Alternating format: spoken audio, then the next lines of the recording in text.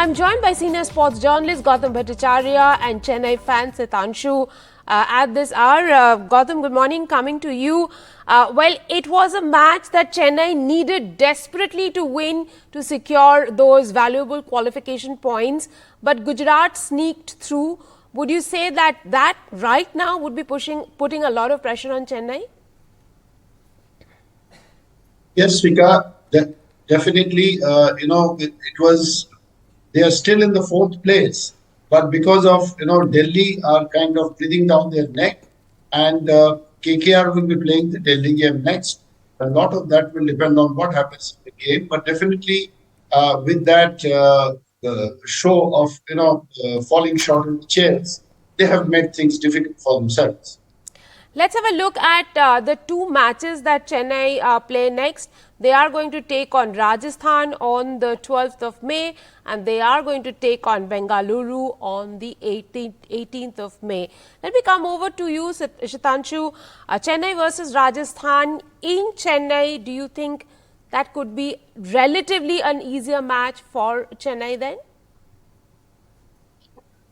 Considering the home advantage, I think Chennai should have a slight edge over Rajasthan. But then, seeing the past history in the last match, which the both teams faced off in Chennai, Rajasthan had won against Chennai.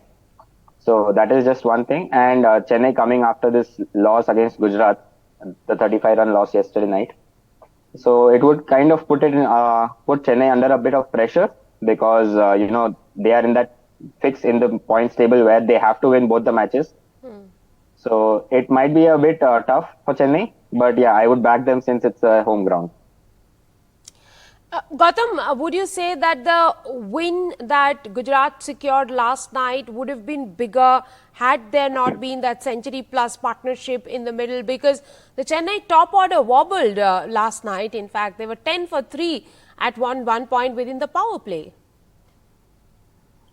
I mean, one thing which CSK normally don't do is to tinker with their batting lineup, especially at the business end of the tournament. When things are going all right, it has become very clear that Ajinkya Rahane is not in that kind of breakout form that he was last year. Still, he is being persistent as the opener. The guy, Ruturaj Gaikwad, who's second in the list of in the race for orange cap. Why does he have to bring himself at number 3?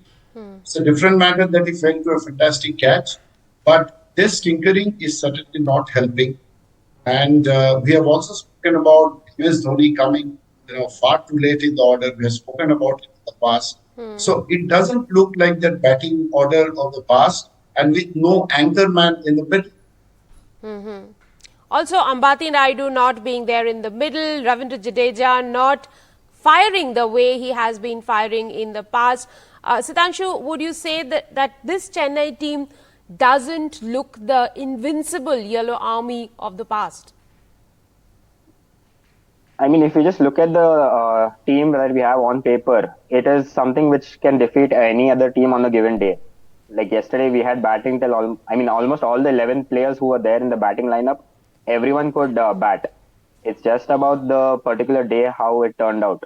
And I completely agree with what Mr. Gautam mentioned. Even I was surprised with the decision to bring in Ajinkya Rahane ahead of Ruturaj Gaikwad, who has been scoring, I think, consecutive half centuries in the past 2 or 3 matches as an opener. And he is one of the leading run scorers in the IPL this season. So it's just the decisions that they tinkered with the batting lineup yesterday that kind of affected the chase. Otherwise, if you see, we came as close as like 35 runs while chasing a 230 plus target. So, I mean, we had batting lineup. Even Shardul Thakur is well capable of punching down 1 or 2 sixes in the end. Yeah, but that didn't happen last night. Yeah, I mean, he didn't get to face much balls as well. Yeah, and it was left too late at the end for them to come up with any other options, boundaries or anything to, Right. Gautam, there's one picture that's playing on the screen right now. MS Dhoni obviously patting Shubman Gill, not just for the win that they had, but also the brilliant performances he delivered.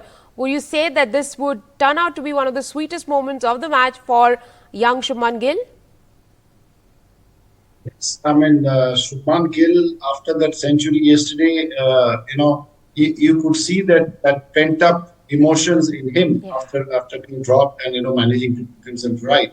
And if you look at he hasn't had a start. Definitely, the pressures of captaincy had weighed on him.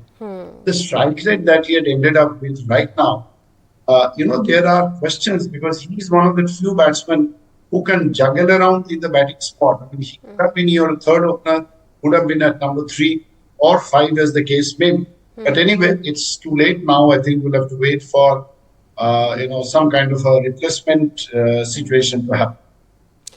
Right, and for Shubman Gill's team, qualification looks very, very tricky, very, very tough for them this year round. However, they have actually been able to land up on a very special mark with Shubman and Sai Sudarshan scoring 200s last night. They have been able to deliver IPL its 100th, and that was a very special moment in the match. Thank you very much, Sitanshu and Gautam, for joining me on the broadcast.